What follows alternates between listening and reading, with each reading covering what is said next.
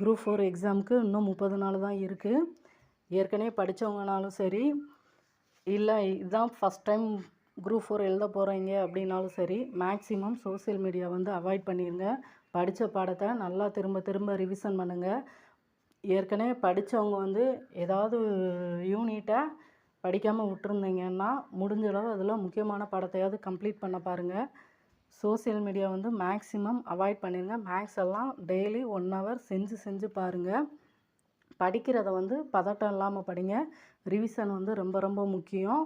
மெயினாக 10th புக்கை எவ்வளோக்கு எவ்வளோ ரிவிஷன் பண்ண முடியுமோ அவ்வளோக்கு எவ்வளோ ரிவிஷன் பண்ணிடுங்க. ஏன்னா 10th சோசியலில் இருந்து தான் மேக்ஸிமம் கொஸ்டின் கேட்பாங்க. அதனால் அதில் இருக்க முக்கியமான பாடத்தை முடிஞ்சளவு எத்தனை தடவை ரிவிஷன் பண்ண முடியுமோ அந்த லெவல் ரிவிஷன் பண்ணிடுங்க. படிக்கிற நேரத்தை நல்லா இன்க்ரீஸ் பண்ணிக்கோங்க. படிக்கிறத பதட்டம் இல்லாமல் படிங்க.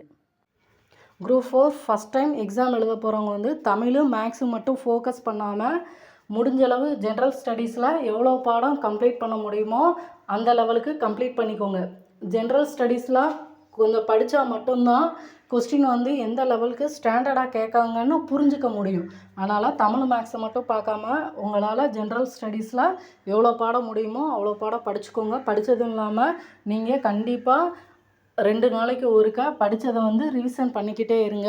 மேக்ஸிமம் ஷார்ட்கட் எல்லாம் அவாய்ட் பண்ணிடுங்க. ஷார்ட்கட் பார்த்தோம் அப்படின்னா எக்ஸாம் ஹாலில் வந்து அது யோசிக்கிறதுக்கே நேரம் வந்து சரியாக இருக்கும். நம்ம ஒரு கொஸ்டினை பார்த்த உடனே ஆன்சர் பண்ணுற மாதிரி தெளிவாக படிச்சிருந்தால் மட்டும்தான் நம்ம அந்த குறிப்பிட்ட டைமுக்குள்ளே எல்லா கொஸ்டினுக்கும் ஆன்சர் பண்ண முடியும்.